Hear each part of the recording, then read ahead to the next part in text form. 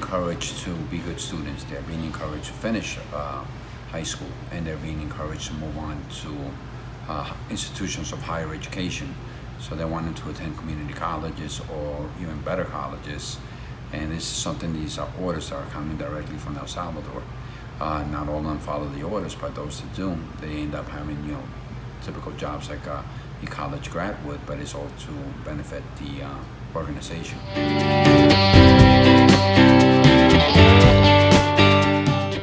Intervention would be one of the best things to do. If you see that someone is affiliated, and we're not a police, we're school districts, I would say intervention is one of the best things. And how do you intervene?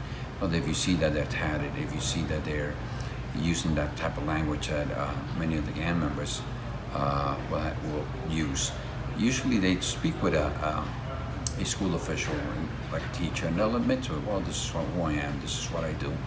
Because it's not illegal to be in a gang, but for them to admit that they are, and then there's always intervention. That there are programs out there that a young man could use from the community in order to remove them from a gang.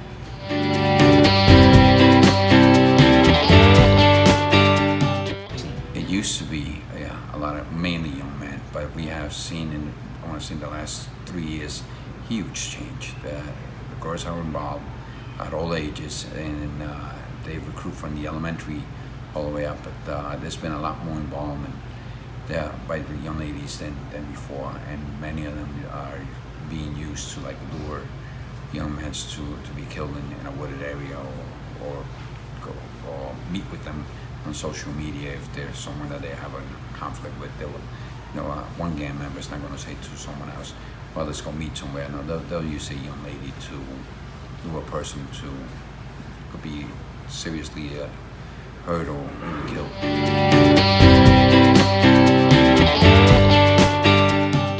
What you have to do is just make sure that you desensitize the students. If you're getting unaccompanied children from the border going straight to your school, you need to desensitize them, let them know that you have just arrived at the land of opportunity.